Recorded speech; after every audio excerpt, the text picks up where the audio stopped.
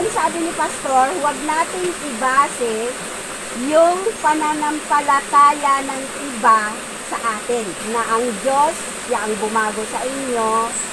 At isipin natin na yung buhay natin ay kalugod-lugod sa Diyos. Yan, sa araw-araw natin pakikipag halubilo sa mga tao. Yung pagbautismo natin, God has changed us. Yan. Binago tayo. Pag binago tayo ng Panginoong Diyos, ibig sabihin doon na lahat ng mga bagay-bagay na hindi kaaya-aya sa harapan ng ating Panginoong Diyos, huwag na natin gagawin. Para hindi tayo mapalayo muli sa Kanya. Huwag natin kaligtaan yung pagsamba. Ano ba yun? Yung pagpunta sa simbahan. Huwag nating kaligtaan yung magbasa ng salita ng ating Panginoong Diyos. Always na huwag nating kaligtaan ang manalangin. Yan, yung tatlong advice ko sa inyo para yung manifestations that God have na ginawa sa buhay natin, yun ay maipapanawas pa. God bless you. Ay magpasalamat. Salamat, Ama, sa mga salita niyong aming narinig malinaw.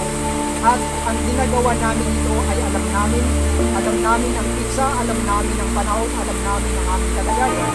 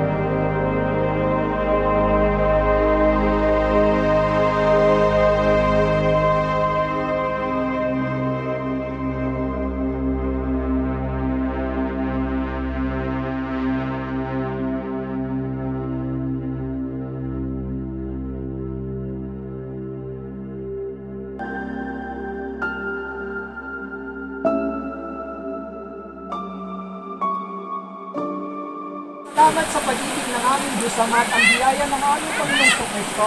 At ang patuloy na kasama namin ang banal na Espiritu Santo ngayon at magpakailanman. Awitin natin ang tatlo namin. Amen.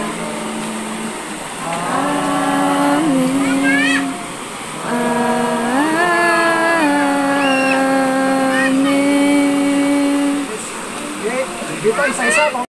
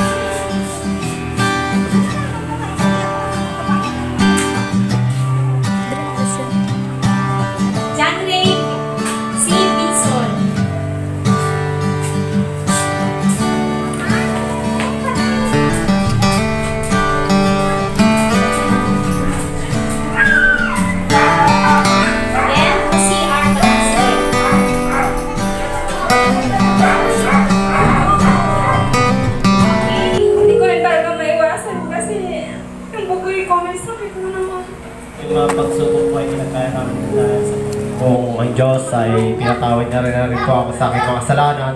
Although ngayon ay totally na wislihan na talaga ako dahil dito pa ako nabautismohan. Ang Panginoon ang gumabay sa amin.